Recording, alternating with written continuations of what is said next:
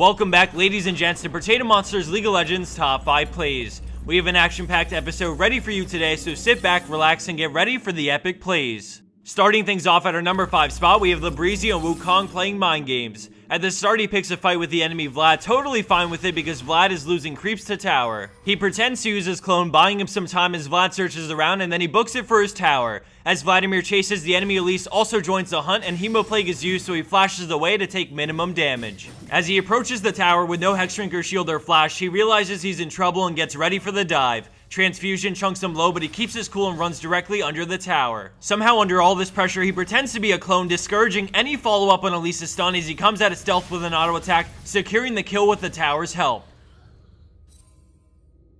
Landing in at 4th place, we have ThroneSnatcher with a huge turnaround play on Orianna. Right off the bat, we see it's a 4v5, and more importantly, the enemy Irelia sees this and flashes to engage. Orianna Qs and then immediately backs up, knowing Malphite will ult in. All of a sudden, she sees an opening and sends her ball back in, waiting for the perfect time to 5-man ult into dissonance and command attack to completely turn the tides of the fight. She flashes and secures the kill on Vayne and then turns to help Nidalee chase down Irelia for the pentakill. Patience and an eye for the perfect shockwave single-handedly turned this 4v5 into an ace for red team and earned this play the number 4 spot.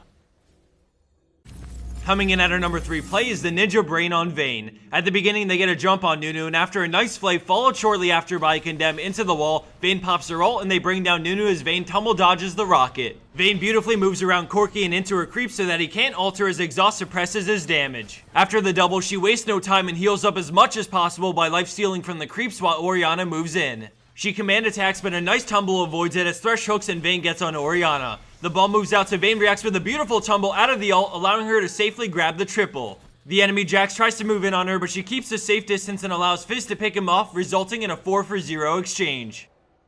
Scoring in at her 2nd place spot is Kitti with a huge play on Lee Sin. Right off the bat, we see his team gank Shen, forcing him to run away, but instead of chasing, Kitti starts heading to his teammate. As he gets closer, we see Kayle is in trouble, but the friendly Kennen is coming around the flank, so he war jumps into a flash to dodge Jarvan's EQ and kick Lux into her team to knock them up so Kennen can come in with the slicing maelstrom. Despite Shen's ult on Lux, they have enough damage to tear through it and finish her off. The rest of the fight ensues with Kennen 1v1 and Corki as the rest of blue team groups to 4v2 the enemy team.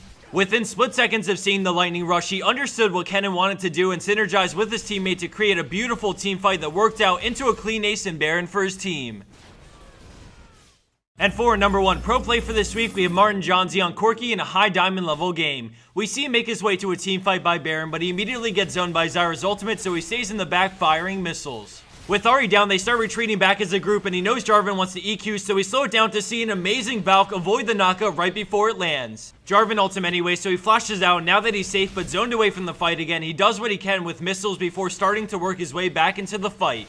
At this point, it's clear that blue team has won the fight, and now he's alone in a 1v5, but Renekton keeps chasing him, so he perfectly stutter steps his way back until he can turn and finish off the Gator, followed by the Zyra right after. He doesn't stop as his auto gets Caitlyn despite her flash, and then he Valks to Orianna, leaving a trail of fire that Jarvan can't follow through, allowing him to get the safe quad as Jarvan escapes off into the jungle. Although the Penta seems so close, Jarvan survives the rocket damage and EQs away. With no vision, he could be anywhere.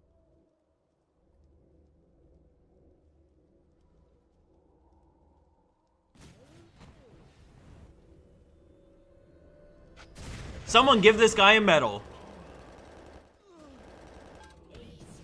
And for the bonus clip of the week, we have X3 Lauren with a heroic backdoor attempt gone wrong. As the clip plays, I want to announce a few things. First off, a goal of ours has been to expedite the process of making a teamwork video to allow us to release one a month. After much hard work, I'm happy to announce that our Top Plays Teamwork Edition episode number 3 will be out within the next few days. Besides that, iBuyPower has given us another coupon code, but this time it gets you 5% off any system they have over $999. More info, including the code name, which is Potato2, will be in the description box down below. Also, if you haven't already, check out RazorComms, which also can be found in the description box. It's a great free VoIP software that I use frequently, so be sure to check that out. As for my final thoughts, I'd just like to thank everyone for tuning in and spreading word about each of our videos. From a simple like all the way to posting about it on Reddit, we appreciate it all. I remind you that if you like plays like the Corki one, give us a thumbs up to show it. Anyways, thanks for watching everyone, and I'll see you back here soon for the next episode of our League of Legends Top 5 Plays.